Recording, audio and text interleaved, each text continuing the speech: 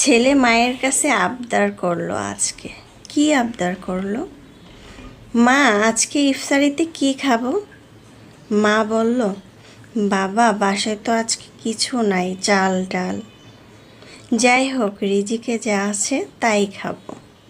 ছেলে মাকে বলল, মা, বাসায় তো অনেক ভাঙাচোরা জিনিস জমে আছে, এগুলো বিক্রি করে চাল ডাল ইফতারি আনি।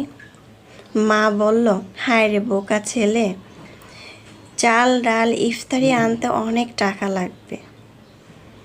ছেলে চিন্তায় পড়ে গেল। মা শুয়ে আছে। ছেলে লুকিয়ে লুকিয়ে না ব্যবহার করা বই খাতা ভাঙাচোরা জিনিস নিয়ে ভাঙাচোরা যে বিক্রি করা হয় সেই দোকানে নিয়ে গেল।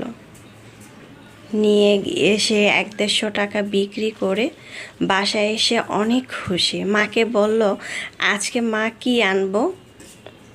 মা বলছে, কি আনবো মানে? মা বলল, কি আনার কথা বলছো তুমি? টাকা ছাড়া কিভাবে আনবো? ছেলে বলল, মা, আমার কাছে অনেকগুলো টাকা আছে, কি কি আনতে হবে? তোমার ইফতারিতে কি কি খেতে ইচ্ছে করছে বলো। মা বলল, তুমি টাকা কোথায় পেয়েছো? ছেলে বলল, মা, আজকে ভাঙাচোরা জিনিসগুলো আমি বিক্রি করে এসেছি। মা বলল, তুমি কখন গিয়েছো বাবা? ছেলে বলল, তুমি যখন ঘুমিয়েছিলে তখন গিয়েছিলাম। মা তো অনেক খুশি হলো এবং ভাবতেছিল, ছেলে আমার বড় হয়ে গিয়েছে। সংসারের প্রতি তার অন্যরকম একটা টেনশন। ছেলে বলল, মা, আজকে কি কি আনবো?